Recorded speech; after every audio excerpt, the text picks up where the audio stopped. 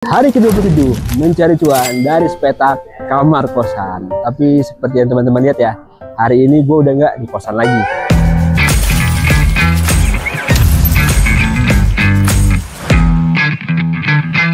Di beberapa video sebelumnya kan ada yang nanya nih, Bang, lu emang beneran tinggal di kosan? Bang, kenapa tinggal di kosan? Gimik kah? Sampai ada nanya ya, Bang, apakah diusir mertua nih sampai tinggal di kosan?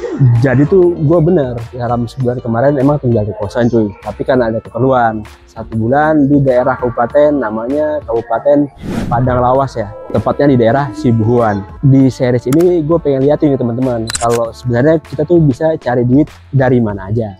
Apalagi zaman sekarang ya, emang aksesnya lebih gampang, asal ada koneksi internet yang cukup dan device yang memadai, serta skill dan kemampuan, kita bisa mendapatkan uang dari mana aja. Makanya zaman sekarang muncul nih fenomena baru yang nyebut dirinya adalah solopreneur, atau mungkin juga creative planner. Solopreneur itu mungkin sedikit berbeda ya dari entrepreneur biasa. Mereka kerja sendirian atau paling cuma butuh bantuan freelancer. Nggak ada struktur perusahaan yang ribet, nggak ada kantor yang besar, tapi ya jual produk digital sendiri, produk fisik sendiri, dropship sendiri, semuanya sendiri cuy. Makanya disebut solopreneur. Tapi hasilnya ya bisa dibilang nggak jauh beda lah dengan kita buka bisnis pada umumnya. Kalau rame ya bisa foya-foya, kalau rungkat ya open pinjol cuy.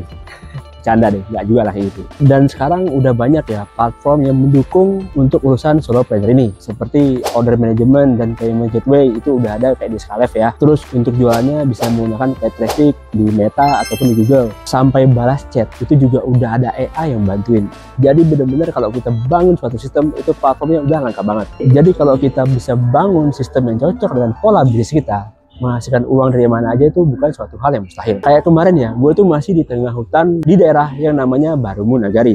Jadi gue kesana lihat gajah ya sama bini gue. Itu benar-benar di tengah hutan cuy. Mungkin sekitar 11-12 jam dari sini. Dan jalannya tuh ampun deh, terjal banget. Tapi hari ini gue udah di bandara cuy. Dan siap untuk ngikutin tur Asia King MU. Walau ya tau lah MU posisinya ambiar tuh.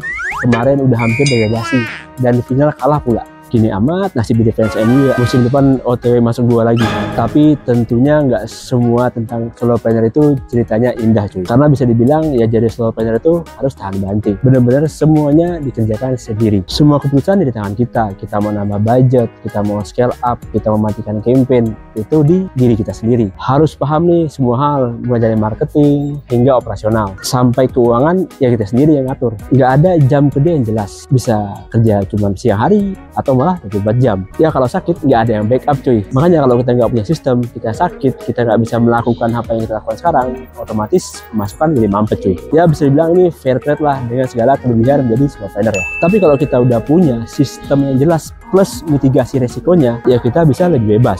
Mau kerja dari rumah bisa, mau kerja dari kafe bisa, mau kerja dari mana aja bisa, mau tinggal di luar negeri juga bisa, asal ada duitnya aja ya. Sekali lagi terima kasih ya buat teman-teman yang kemarin udah ngikutin series 30 hari mencari cuan dari kamar kosan, yang view-nya lumayan lah. Semoga konten-konten berisikan kebijaksanaan ala panggilan tadi bisa bermanfaat bagi kita semua ya. Next kita buat konten 30 hari mencari cuan dari kamar apartemen kali ya, biar nggak dikatain miskin sama bro yang ini nih. Sekali lagi gue EJ Siregar, sampai jumpa di video berikutnya. Salam pengangguran tapi premium.